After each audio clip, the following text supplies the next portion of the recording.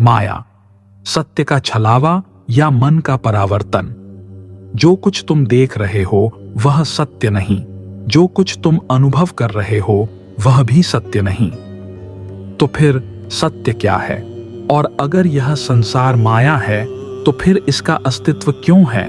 सदियों से इस प्रश्न ने ऋषियों, दार्शनिकों और साधकों को उलझाए रखा है, लेकिन इसका उत्तर किसी ग्रंथ या शास्त्र में नहीं बल्कि तुम्हारी चेतना के गहरे तल में छिपा हुआ है।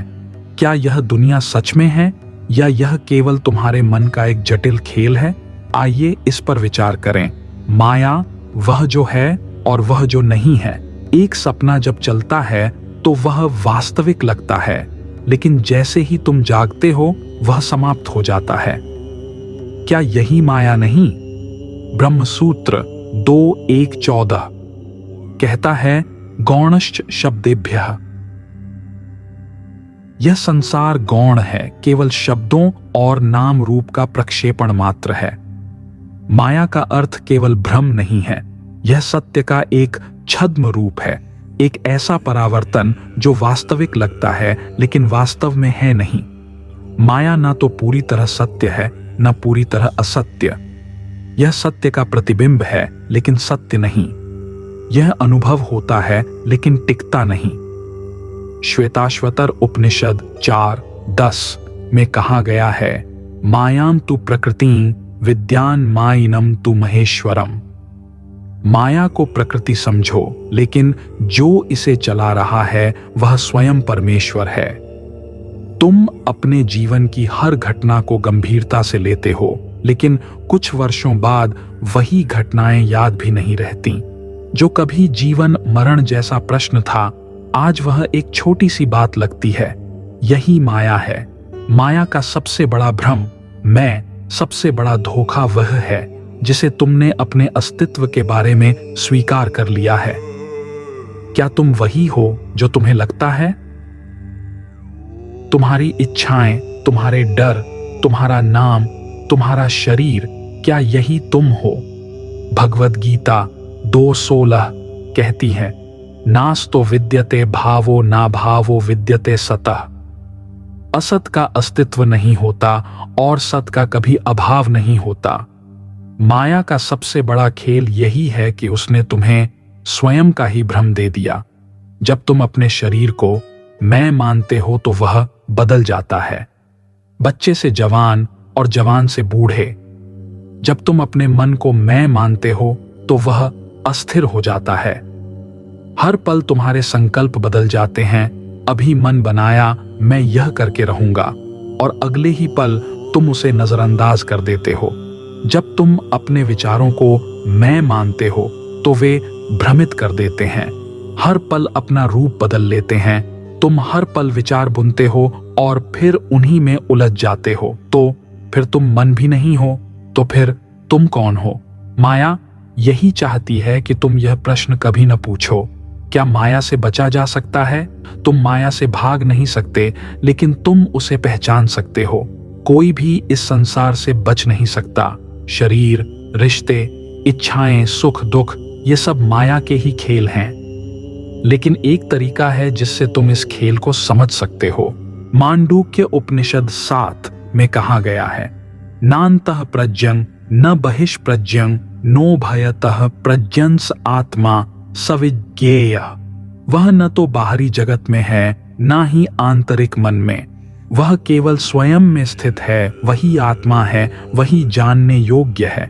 अभ्यास, साक्षी भाव, जो हो रहा है उसे देखो, लेकिन उसमें उलझो मत। क्या तुम्हारे भीतर कोई ऐसी चेतना नहीं जो सब देख रही है लेकिन खुद नहीं बदलती?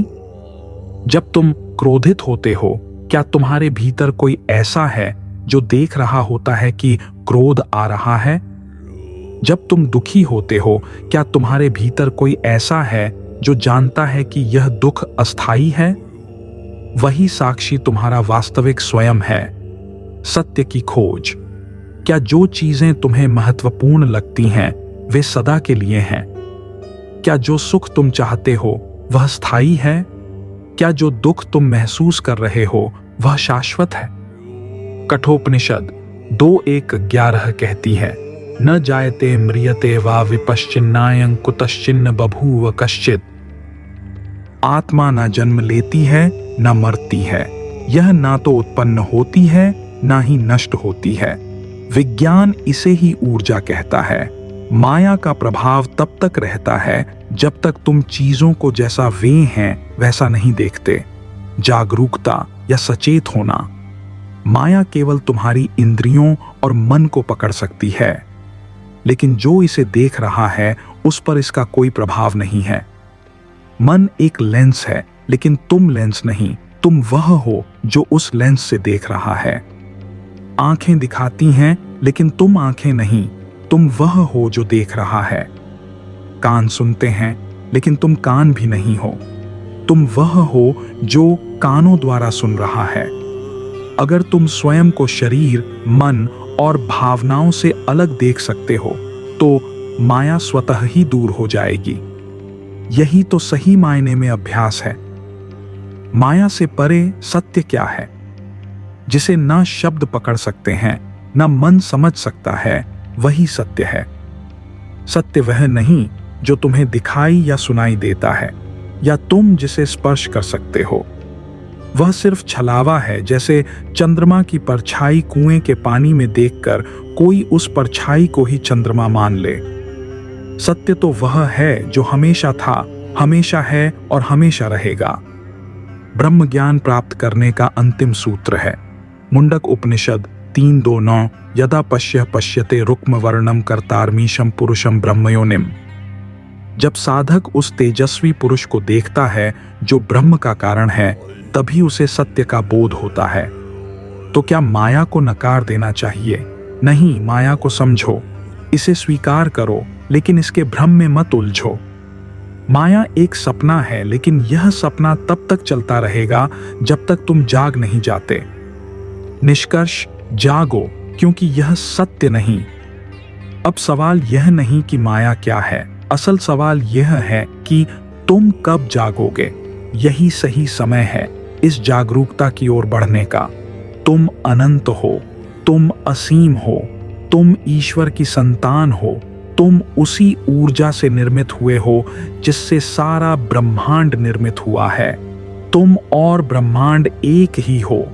तुम सर्वशक्तिमान का अंश हो, इसलिए तुम भी उस शक्ति से भरपूर हो। इसलिए जागो, जागो, जागो। अगर तुम्हें लगता है कि यह ज्ञान उपयोगी है तो इसे दूसरों से भी शेयर करो, इसे लाइक करो, अपने मूल्यवान विचार कमेंट में लिखो एवं इस तरह के ज्ञान की चर्चाओं से जुड़े रहने के लिए चैनल को सब्सक्राइब करो। धन्यवाद।